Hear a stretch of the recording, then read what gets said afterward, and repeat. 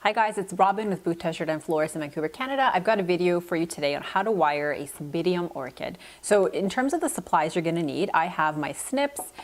Because you're just wiring orchids, you could get away with just regular scissors, but I've got my snips because I always have them on hand.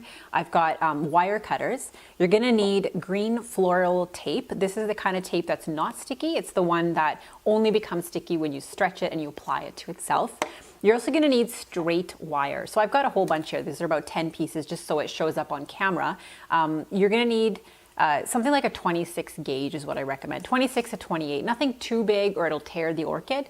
Thinner is better, but definitely a straight wire, not the one that's a paddle wire that's wrapped around itself. And then of course your orchid. So just a word on the orchids themselves. If you're a novice to flower arranging, I recommend using something like a Cymbidium orchid, which is what we have here, or a dendrobium. They're kind of hardier orchids. They're easier to handle. They don't tend to wilt very quickly or bruise easily. So they're really good choices for boutonnieres, which is what we're going to be wiring for today. Just something to keep in mind. So to get started, you can see orchids grow multiple flower heads on one single stem.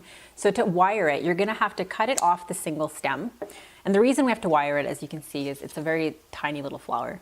And this is the same method you would use if you were wanting to wire them to put them into a bouquet. The only difference is you would keep the wire longer. So in this case, it's for a boutonniere, something that someone wears on their jacket. So we're going to cut the piece of wire to about 6 inches or so.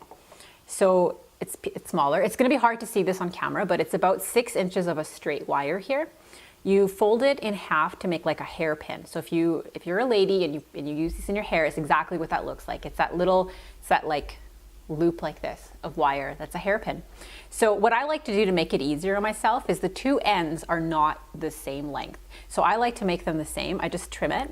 And the reason that's easier is when you insert it into the orchid, they'll come out at the same time on the other side, which is easier.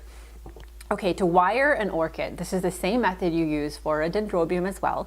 There's a throat to the flower, it goes inside. You want to insert your wire into the throat so that the two legs of the hairpin, come out the other side. That's how it's going to come out on the back.